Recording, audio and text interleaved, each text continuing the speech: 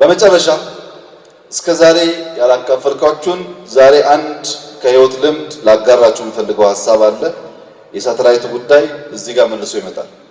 በርካታ ወጣቶች እዚህ ስላላችሁ ነው ይህንን ጉዳይ የማነሳው። በፎርማል ንግግር የማይመች ቢሆንም ግን ልምዱን ባካፈላችሁ ስለሚጠቅማችሁ ነው። ብዙ ጊዜ ከበሻሻ መምጣቴንና እኛ አካባቢ ብዙ ሰዎች ድሃ መሆናቸውን ነግሬያችሁ ነበር። እኛ አካባቢ ነው ያልኩት። አንዳንድ ሰዎች ሲጠይቁኝ እናትና አባቴ ድሃ መሆናቸውን ተናግሬያለሁ። ነገር ግን አንድም ቀን በድህነት ኖሬ አላውቅም። እናቴ መኪና የላትም፣ እኔ አንድም ቀን በእግሬ ሄጄ አላውቅም። አልሰማችሁኝም? እኛ ቤት የደብረ ብርሃን ብርድ ልብስ ብቻ ነው ከሰሌን ላይ የሚለበሰው። እኔ ግን አንድም ቀን ከታች አንሶላ ከላይ አንሶላ እና አልጋ ልብስ ሳላደርግ ተኝቼ አላውቅም። ስለዚህ እንዳትሸወዱ ከበሻሻ የመጣው የድሃ ቤተሰብ ልጅ እያላችሁ። ነገር ግን ይህ እንዴት ነው የሆነው ያላችሁ እንደሆነ ጠዋት ጠዋት ስነሳ እናቴ ሂድና ስኳር ገዝተና ትለኛለች ከሱቅ። እኔ ስኳር ለመግዛት ከቤታችን ስወጣ ቀጥ ብዬ ሱቅ ቤት አልሄድም። ከቤታችን ጎን ልክ ከደረጃ ወርጄ ጎን ላይ ጎራልና በር ከፍታለሁ። በኢማጂኔሽን ማለት ነው። በር ከፍትና ራሴ ከከካርግ ያስነሳለሁ ቁልፍ። እስከ ሱቅ ድረስ ድምጽ እያወጣው እስከ ሱቅ ቤት ድረስ ድምጽ እያወጣው እያልኩ እየነዳሁ ይላል። ሱቅ ቤትም ዘው ብዬ አልገባም። ፓርክ አድርጌ መኪናዬን ሱካሬን ገዝቼ ስመለስ መኪና አስነስቼ እና እየነዳሁ ድምፄን እያሰማው እየሮጥኩ ነው የምሄደው። መሀል ላይ ደግሞ ማርሽ የቀየርኩ እያልኩ ማለት ነው። እና እናቴ ቤት ሲደርስ ፈጥኜ ስለመጣው ትመርቀኛለች። ሮጬ ሄጃለሁ። ከፊዚካልም አንፃር ከኢማጂነሪ ፓወርም አንፃር አሁን የገባኝ ማለት ነው። ማታ ማታ ደግሞ ስንተኛ መጀመሪያ ሰሌን አለ፣ ቀጥሎ የደብረ ብርሃን ብርድ ልብስ አለ። እኔ ብርድ ልብሱን የመጀመሪያ አንሶላ ብዬ አነጥፈዋለሁ። ቀጥዬ እሱን አነሳና ሁለተኛ አንሶላ ብዬ አነጥፈዋለሁ። እሱን አነሳና ብርድ ልብስ አደርገዋለሁ። መልሼ አልጋ ልብስ አደርግና በደንብ እጥፍ አድርጌ ከፍተዋለሁ። ሰዎች ሰሌን ላይ የተኛው ይመስላቸዋል። እኔ ግን ምን የመሰለ አልጋ ላይ ከታች አንሶላ ከላይ አንሶላ።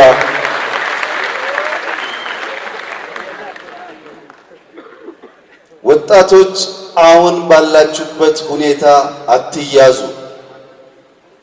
የማሰቢያ አቅማችሁን ካላችሁበት ሁኔታ ካሻገራችሁ ኢማጂን ሰው በሻሻ ሲባል ሄዳችሁ ካላያችሁ አይገባችሁ። እንዲሁ ስታዩት ደህንነቱ ያስታውቃል። እንኳን ኖራችሁባት። ሰው ከሷ ወጥቶ ያለመውን ያሰበውን ማሳካት ከቻለ ከተያዛችሁበት ጉዳይ ወጣ ብላችሁ ማሰብ ከቻላችሁ መሆን ይችላል። የሳተላይቱ እንደዚሁ ነው። መሪዎች በተቀያየሩ ቁጥር በቀላሉ ለመቀበል ቢቸገሩም እኔ ተስፋ አልቆረጥኩም፣ እገፋ ነበር። ለእናንተ ሳተላይት ነው የመጠቀላችሁ። ለእኔ ግን ልክ እንደ ብርድ ልብሷ ልክ እንደ ድሮ መኪና በማይታሰብ ጊዜ የታሰበ ነገር ተሳክቶ ማየት ስለሆነ ደስታዬ ድርብ ነው ማለት ነው።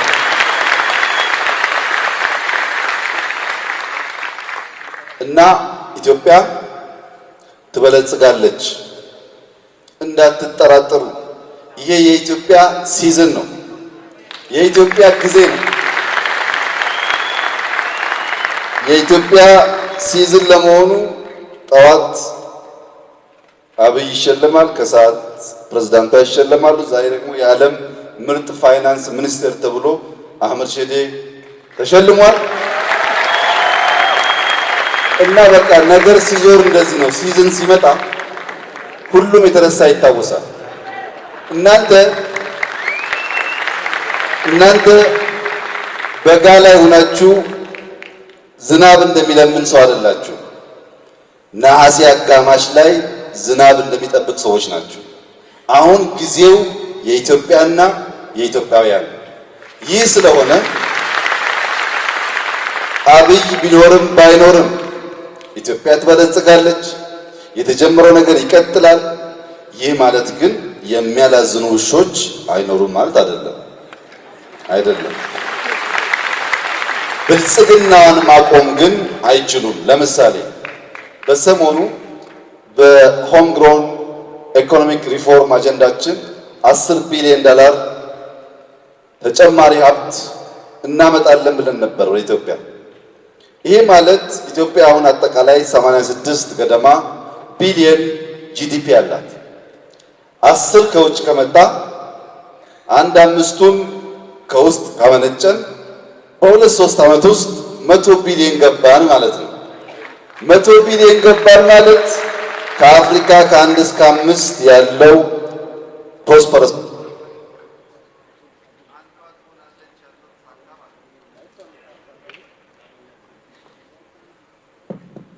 ከአፍሪካ ከ1 እስከ 5 የተሻለ ጠንካራ ኢኮኖሚ ካላቸው ሀገራት አንዱ ያልነው ተሳካ ማለት ነው። አይኤምኤፍ ለኛ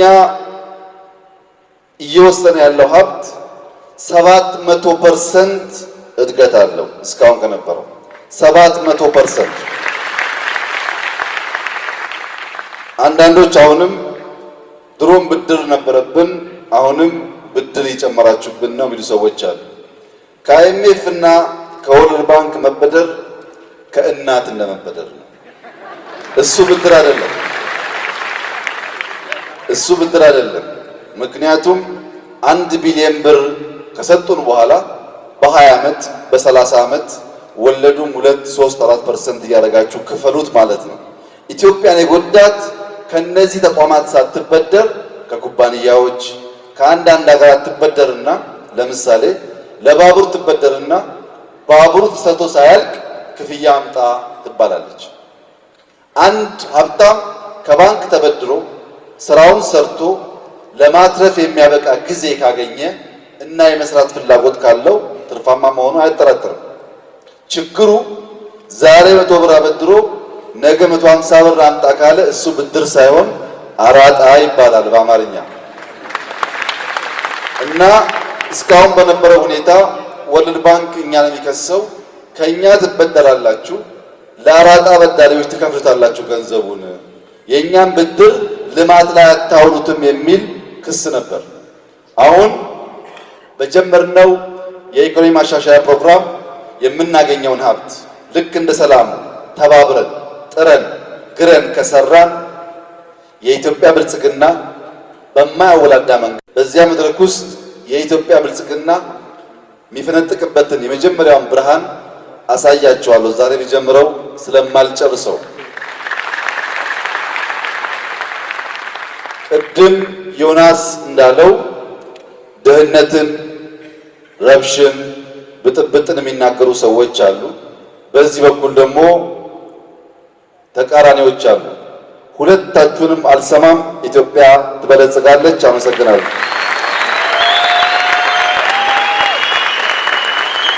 እኔ ልጆችን እሱንም ሌሎችንም እንደነፍስ ወድጃቸው ተንከባክቤያቸው ነው ያሳደግኳቸው። በቀብር ላይ ካልተገኘን ላሉ ባለስልጣናት እሳቸውም እንደዚህ ብለው ተናገሩ። እኔ ሄጄ አባቴን አስቀብራለሁ፣ ሌሎቻችሁ ስራችሁን ቀጥሉ።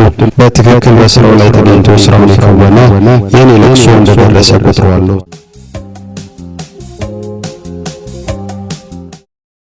ጠቅላይ ሚኒስትር ዶክተር አብይ አህመድ አባትን ለማስቀበር ዛሬ ጠዋት በኢትዮጵያ አየር መንገድ ለመጓዝ ተዘጋጀን። በርካታ የመንግስት ባለስልጣናት በተለይም በርካታ የፓርላማ አባላት ጭምር በቀብሩ ላይ ሊገኙ ስላመለከቱ የኢትዮጵያ አየር መንገድ በርካታ ሰው የሚያሳፍር አውሮፕላን ለዛሬ ጠዋት በ2 ሰዓት የሚነሳ ልዩ በረራ ተመደበ። እኛም በዚህ አውሮፕላን ለመጓዝ ትኬት ለማግኘት ትናንት ተመዝግበን በ12 ሰዓት ላይ ኤርፖርት እንድንደርስ ተነገረን። ሆኖም ጠቅላይ ሚኒስትሩ አንድም የመንግስት ባለስልጣን እንዲሁም አንድም የመንግስት መኪና ለለቅሶ ወደ ጅማ እንዳይንቀሳቀስ አዘዙ። በቀብር ላይ ካልተገኘን ላሉ ባለስልጣናት እሳቸውም እንደዚህ ብለው ተናገሩ። እኔ ሄጄ አባቴን አስቀብራለሁ፣ ሌሎቻችሁ ስራችሁን ቀጥሉ። በትክክል በስራው ላይ ተገኝቶ ስራውን የከወነ የኔ ለቅሶ እንደደረሰ ቆጥረዋለሁ ብለው ስላሉ የጠዋቱ አውሮፕላን በረራውም ተሰረዘ። ባለስልጣናቱም ቀሩ። እኛም እስከ ጅማ በአውሮፕላን እንጓዝ የነበረውን ጉዞ በመኪና ለመጓዝ ስንል ሌሊት 10 ሰዓት ላይ ጉዞ ጀመርን። ከዶክተር አብይ አህመድ አባት ሀጅ አህመድ አሊ ጋር ከወር በፊት ለሕክምና አዲስ አበባ በመጡበት ጊዜ በአካል ተገናኝተን ጠይቀናቸው ተጫውተን ነበር። ስለ ህመማቸውና አጠቃላይ ነገራቸው ተጫዋውተናል። የአላህ ቀጠሮ ሆኖ ትናንት ሀጅ አህመድ አሊ ወደ አኪራ ሄደዋል። በአውሮፕላን እንጓዝ የነበርነው ዶክተር ጄላን አልከድር፣ ሼህ ሀጂ ኢብራሂም፣ ሼህ መሐመድ አህመዲን፣ ካሚል ሸምሱ፣ ራያ አባ መጫ፣ እኔ አህመዲን ጀብል፣ ሱፊያን ኡስማን፣ ዶክተር መሐመድ ሳሊ፣ ሃይደር አከድር፣ ሐምዛ ቦራናና ሌሎች በመኪና ስንጓዝ ዙሁር ላይ በበሻሻ ገባን። ወደ ቀብር ስፍራ ሰው እንዳይሄድ ከጅማ ወደ አጋሩ የሚወስደው መንገድ ተዘግቷል። ፖሊሶች መንገድ በመዝጋት ሰዎች ከጅማ አቅራቢያ ከተሞች ወደ ቀብሩ ጎርፈው እንዳይሄዱ ለማድረግ እየጣሩ የተፈቀደላቸው ጥቂት ሰዎች ብቻ ያሳልፋሉ። እኛንም አሳልፉን። በሻሻ ከተማ ስንደርስ የከተማው ህዝብ በዝናብ ውስጥ መንገዱን ሁሉ ሞልቶ ቆሞ ቀብርን ይጠባበቃል። እኛ ስንደርስ በህዝቡ ከበባና ጀብ መስጊድ ደረስን። ከኛ ጋር በአውሮፕላን ሊጓዙ የነበሩት ሙፍቲ ሀጂ ዑመር እድሪስ ቀድመው ደርሰው ሱላቱል ጀነዛ አሰግደው ለመሄድ ሲነሱ ተገናኘን። በመስጊድ ገብተን እኛም በዶክተር ጄላን ከዲር መሪነት ጀናዛ ሰገድን። ከዚያም ወደ ቀብር ስፍራ ተጓዝን። ዝናብና ጭቃ ህዝቡ ተገልብጦ ለቀብር ከመውጣት አላገደውም።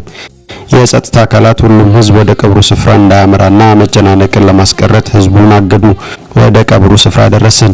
ኡስታዝ ኢንጂነር ጋሊ በቀብሩ አጠገብ ለተሰበሰቡ ህዝብ ዳዕዋ ያደርጋል። ዶክተር አብይ አህመድ በአቶ ሽመልስ አብዲሳና በጸጥታ አካላት ታጅበው ከቀብሩ አጠገብ ቆመው በሐዘን ተውጠው አባታቸውን ያስቀብራሉ። ራቅ ብለው የአንዋር መስጊድ ኢማም ሼህ ጣሃ፣ የአዲስ አበባ መጅሊስ ዋና ጸሐፊ ቢያ ራያ፣ ሼህ ሱልጣን ሀጂ አማን፣ ሼህ መከተ ሙሄ፣ ኡስታዝ መሐመድ ፈረጅ፣ ሀጅ ሰይድ ያሲን የአካባቢው አሊሞች ቆመው ያስቀብራሉ። ዶክተር ጄላን ከድርና ሼህ ሀጂ ኢብራሂም ዱዓና ዳዕዋ አደረጉ።